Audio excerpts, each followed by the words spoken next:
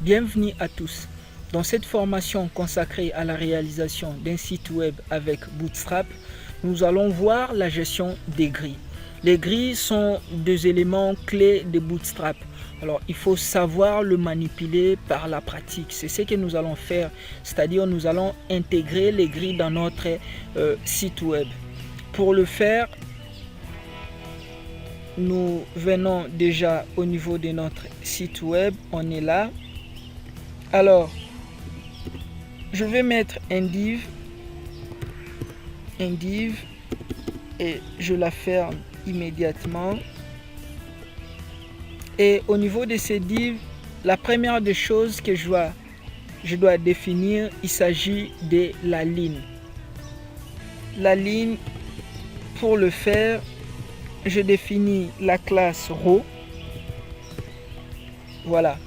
Une ligne a la possibilité, ou soit la capacité d'une ligne, c'est 12 colonnes, ou soit 12 cases. Donc c'est de cette façon-là que les grilles sont gérées avec Bootstrap.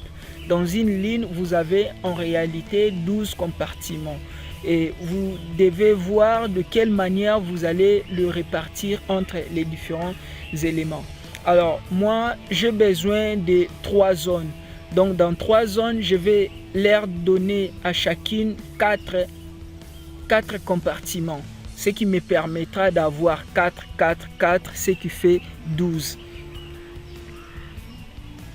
Donc chaque compartiment aura 4 éléments. Chaque compartiment aura 4 éléments. Je fais div, je le ferme. Alors, je lui donne la classe call 4. C'est-à-dire, je lui dis, dans les 12 compartiments qui comprend une ligne, toi tu prends 4. Ce qui me reste libre maintenant, c'est 8 compartiments qui me restent libres. Là, je dis partie 1. Je complète encore un div classe call 4 et je ferme div.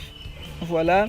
Alors je fais simplement copier-coller pour ne pas perdre du temps. Et là, je lui appelle partie 2, partie 3. J'enregistre, j'actualise. Voilà, comme vous avez constaté, ce sont mes 3 éléments qui se sont répartis les 12 cases.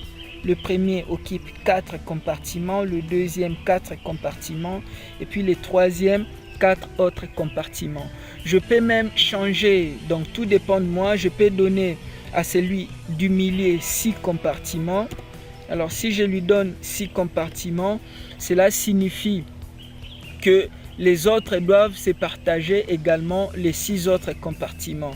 Je peux donner à celui-ci 3 et à celui-là également 3, ce qui me fait un total de 12. J'actualise.